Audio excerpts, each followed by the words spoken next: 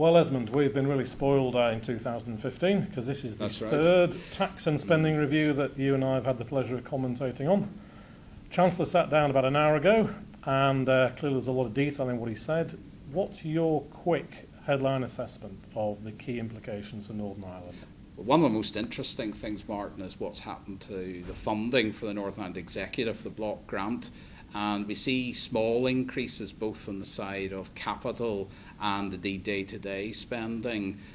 When you allow for inflation, the day-to-day funding for Northern Ireland departments will sustain a 5% cut over the next 5 years. Now, that's challenging, but it's smaller than the cut in the equivalent spending review back in 2010, which we also had to observe. So there's déjà vu there.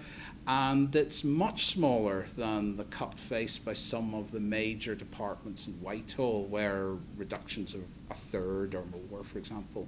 Okay, so it sounds like it could have been a lot worse. Yes, a lot more challenging, yes. Okay, thanks very much.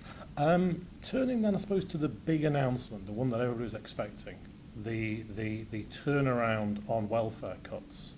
And clearly welfare cuts has been a subject which has been in the media and close to our politicians' hearts for a number of weeks and months.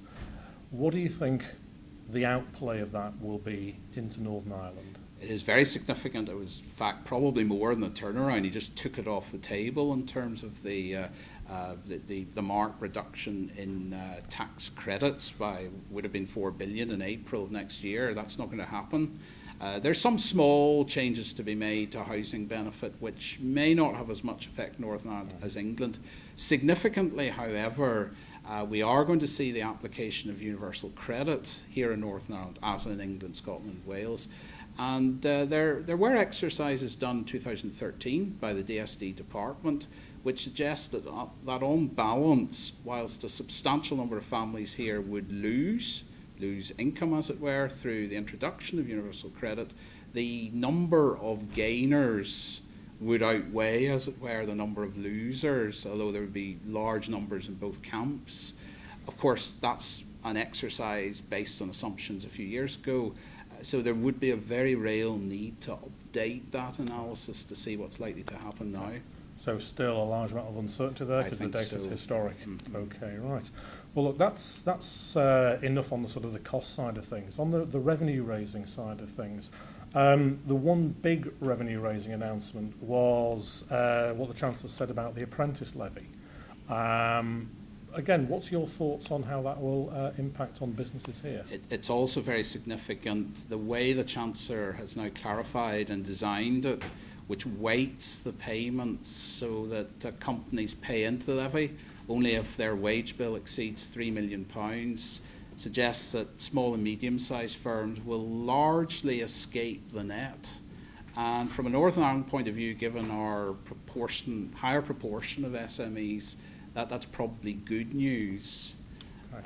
So in a way, we're almost being subsidised by the general UK-wide system. But very importantly, the Stormont Executive will have to elect to buy into the system. It is a devolved matter, but I would imagine they will. Okay.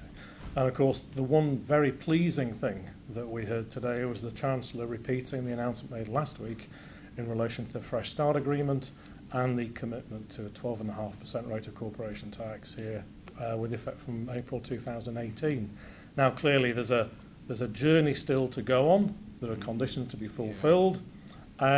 Useful if you could just maybe outline what those conditions are, and maybe also make a comment about where we sit in comparison to the other devolved regions in the UK. Well, the Chancellor used the language of it's a great prize, so going towards probably almost certainly 12.5% in 2018 compared to 18% then the UK as a whole. But he did say strong conditions, the Stormont House Agreement has to be fully implemented, and also the Executive's budget needs to be on a sustainable basis. Mm-hmm. Now, there's a lot of other commentary in the Chancellor's budget relating to the other two devolved administrations, Scotland and Wales, the number of city deals with Glasgow, Cardiff and so forth, and indeed measures relating to decentralisation in England, the Northern Powerhouse, which we've heard so much about.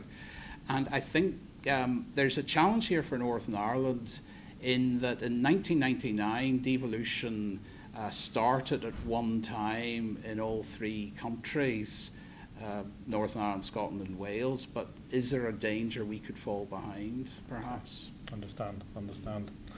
Right, well, look, thank you very much indeed. I mean, clearly there's a lot of content in what was said today, Yes, more so than might have first appeared. And as is frequently the case with this particular Chancellor, the devil will be in the detail, and that will emerge over the course of the next few days. Thank you very much, Esmond. Okay.